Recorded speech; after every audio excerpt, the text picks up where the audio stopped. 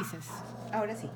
Hola chicos, para los que no vinieron o para los que no me entendieron, porque a veces todo lo hacemos muy rápido, vamos de frente a aprender de nuevo a usar las tablas termodinámicas del agua. Esta es la tabla que les repartí en la clase, la tabla del agua. ¿Qué cosa tiene esa tabla? Como estamos en el curso de termodinámica, es una tabla termodinámica. Me van a dar temperaturas a las cuales hierve el agua según la presión. ¿Ya? Temperaturas de hervido del agua según la presión.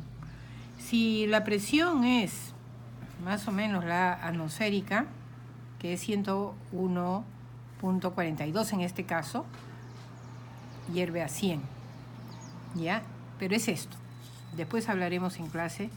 ¿Qué me da? La temperatura a la que hierve el agua, la presión para que condiciona esa temperatura de ebullición, y además me da energía interna, volumen específico, entalpía, entropía. ¿Ya? Hay bastantes según el estado que ahorita les vamos a explicar. Pasemos al siguiente tema, pero les he dado también en clase. Ya, vamos a dejarlo a un lado. Para eso tenemos que ser conscientes que estamos hablando del agua. El agua es una sustancia pura, masa molar 18 gramos por mol, que es lo mismo a 18 kilogramos por kilomol. Vamos a recordar 18. Agua, H2O, 18. Otra cosa que debemos saber es, así como si fuera su nombre para este curso, el diagrama del agua. ¿Qué diagrama? Los diagramas no le puedes llamar solo diagrama. Diagrama TB, temperatura versus volumen específico. La temperatura va a estar en grados Celsius y el volumen específico es el volumen entre masa. Ya hemos dicho en clase, cada vez que diga específico, te indica, divide por la masa, ¿no? Si quieren vamos a decir divide entre masa, pero se dice divide por masa. ¿Ya? Entonces, volumen específico, fíjate, es el volumen total entre la masa. Unidades, metros cúbicos por kilogramo. ¿Ya? Vamos a usar esas unidades. Metros cúbicos, kilogramos, después para presión, kilopascal. Primera indicación, chicos.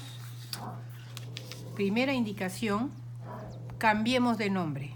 En lugar de ebullición, saturación. En lugar de ebullición, saturación. ¿Ok? Temperatura de ebullición ya no. Temperatura de saturación. Hacemos otra cosa. Miren, chicos. Miren este cuadro. Se ve todo loco. Entonces, vamos a, perdón, la sombra. Lo hago con la mano. Busquemos el azulito. Mira. Eje de las Y, eje de las X. Acá, temperatura, volumen específico. Eso es un diagrama. ¿Ya? Estar condicionando dos variables termodinámicas. La temperatura va a estar en grados Celsius y el volumen específico ya les dije, metros cúbicos por kilogramo. Vamos a ponerlo así, metros cúbicos por kilogramo. Y adentro de este diagrama TV puedes poner cualquier punto y eso significa que el agua está en ciertas condiciones, ¿no? Acá le corresponde una temperatura, un volumen, en fin. Pero tú quieres trabajar, vas a calentar el agua a una temperatura constante. Cuando tú haces eso de hervir el agua, para este diagrama, te va a salir una curva muy bonita, mira, así medio parada por acá y después así, ¿ya? Ahora, en esa curva, eso tú lo tienes que saber.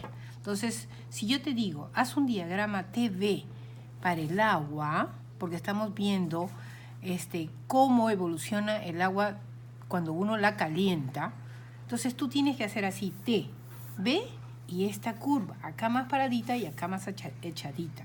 Esto es una curva limítrofe, se le llama. Entonces, dentro de esa curva todavía hay caminos. El agua no se dispara como loca por cualquier sitio, hay caminos. Este es un camino y ese camino es la presión. Una presión que vamos a poner de 100 kilopascales, por ejemplo. 100 kilopascales es casi una atmósfera. ¿Ya? Una atmósfera, mira, es 101.325 kilopascales. Y tenemos que usar kilopascales. Pero a mí me gusta usar 100. ¿Y sabes 100? Es un bar. Un bar es 100 kilopascales. Por eso es más fácil. A veces digo, ya, la presión atmosférica es 100 kilopascales. Y entonces voy a poner ahí 100. Si yo pongo un punto acá bajito, ya, de esa presión, ahí está la curva de la presión, ¿qué quiere decir? Bueno, que este es el agua, que el agua está a cierta temperatura, que no la sé ahorita, pero sí sé que está a esta presión, a 100 kilopascales. Si pongo otro punto acá, tampoco sé la temperatura, pero sí sigue estando en 100. ¿Pero qué significa este T?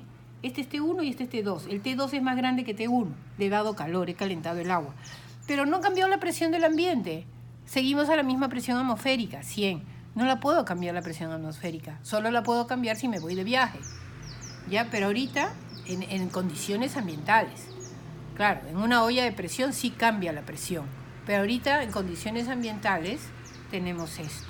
Entonces el agua, si permanece a 100 kilopascales, la voy calentando por este caminito. No es el caminito amarillo, es el caminito verde. El caminito amarillo era ¿de quién? Bueno, entonces pasó, sigue calentando y llega hasta acá. Ajá, acá hay un quiebre y está chocando con esta línea roja. ¿Qué quiere decir? Acá es la temperatura de ebullición, pero la temperatura de ebullición ahora se llama temperatura de saturación. El agua hirvió, quiere decir que acá no había hervido, acá sí hirvió. Cuando el agua no ha hervido, toda esta zona que el agua no ha hervido se llama líquido comprimido. Líquido comprimido. LC igual a líquido comprimido. ¿Ya? Cada vez que un punto caiga al lado izquierdo de la línea roja es líquido comprimido. Bueno, pero estaba acá. Pero ya cayó en la línea roja. Ahí quiere decir que el líquido está en el punto de saturación, que es la temperatura de ebullición, acá presión 100. Y si le doy más calor, y ahí comienza la transformación, ¿ya? Y comienza a volverse vapor, o sea, gas. ¿Ya? Acá hay más líquido, poco gas. Acá hay más gas, más gas, más gas, más gas, más gas, hasta que llega aquí y es todo gas. El gas se llama vapor saturado G. Y acá cuando recién hirvió, que no hay nada de gas, se llama F, líquido saturado. Líquido saturado. Y aquí hay mezclas. En toda esta raya, entre F y G, todo es mezcla saturada. Mezcla saturada. ¿Ya? ¿Ok? Pues, ahora, sigamos. Míralo, ahora sí lo puedes ver acá. Fíjate, ahí está la curva. Línea del líquido saturado. Línea del vapor saturado. Antes de ser saturado se llama líquido comprimido. Y después, vapor sobrecalentado. Entonces, ¿qué tienes que recordar? Líquido comprimido, LC. Todos estos puntos, cuando está el agua ya hirvió a cierta presión, se llama líquido saturado, que yo le llamo F. También la tabla está como F, ¿ya? El vapor saturado es G. Vapor saturado. Y no confundas con vapor sobrecalentado. Vapor sobrecalentado es ya cuando el agua es gas, ya pues tienes agua de 102 grados a la presión atmosférica. No, pues a 102 grados el agua ya hace rato hirvió y ya está en totalmente gas. Y es un gas estable, ¿ya? Es gas, vapor sobrecalentado es estable. Esto es muy importante. Antes de la raya, o sea, esta es la primera parte de la raya. Ya, ahí está. Esto es los puntos F. Los puntos F es la raya roja. Y acá solo tienes agua saturada, ya que está en el punto de ebullición, en el punto de saturación, pero que no tiene nada de gas, no se ha transformado, no tiene todavía la energía. Si tú le sigues calentando, comienza a ir por este caminito y se va hasta acá.